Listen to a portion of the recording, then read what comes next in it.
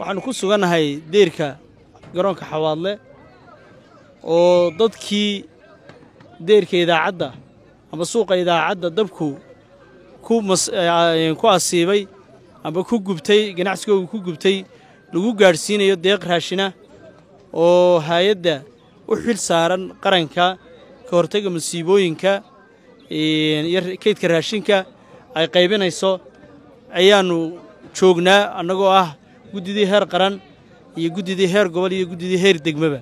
saddexdiiba iyadoo la iskugu jiro ayaa halkan lagu sugan yahay iyo guddidii ganacsatada suuqa idaacadda ee dabkan loo xil saaray iyaguna waa joogaan oo waa makhraati waxaa kaloo ku sugan cuqaashii iyo salaadiintii deegaanka ayaa iyaguna ku sugan qof kasta oo ka qayb qaatay waanu mahad celinaynaa musiibadaas sidii looga hortagi lahaa oo ugu horeeyo madaxweynaha qaranku oo magacaabay guddida heer qaran sidoo kale waxaanu u mahad celinaynaa ganacsatada ku dhawaaqday qaadhaanka oo ugu horeeyo ganacsade maxamed Siciid Geedi ama MSG Group si guud baan ugu mahadnaqayaa oo lacag qaadhaan weyn bixiyay waxaan kaloo u mahadnaqayaa Dahabshiil Group xaaji muxuu ahaayeen maxamed Siciid Ducaale isagana aad iyo aad baan ugu mahadnaqayaa maxaa yeelay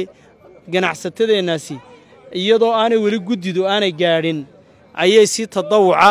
oo istira ay ugu dhawaaqeen qaadhaan weyn oo dadkan wax weyn taraya sidoo kale waxaan ugu baaqayaa qof kasta iyo ganacsade kasta oo ka qayb qaadanaya inuu dadkii masaakiinta ah ee ganacsigooda gubtay inuu wax soo gaarsiiyo shirkadaha kale waaweyn iyagana waanu ugu baaqaynaa oo waxaanu leenahay ka soo qayb qaata meeshan khasaare weyn baa ka dhacay mid dhaqaale iyo mid muxuu ahaa dhismo labadaba qaran ahaanna guddida loo xil saaray ayaa go'aamin doonta insha Allah biidnillaahi kariim halka dadka la geynayo ee mustaqbalka loo dhisayo ayaa la geyn doonaa insha Allah iyo qaadhaanka yar ee kooban sida loogu qaybinayo insha Allah biidnillaahi kariim labadaba sida ugu dhaqsaha badan leh ayaa loo go'aaminayaa guddidu saaka way shirtay go'aamadii shirka ka soo baxayna waxay noo sheegi doonaan insha Allah guddida oo waxay nala jooga gudoomiye ku-xigeenkii guddida ahna wasiirka wasaaradda dawladaha hoose iyo horumarinta magaalooyinka sidoo kale waxa isaguna xubin guddida oo wasiirka wasaaradda ganacsiga gareeqaanka guud barasaabka gobolka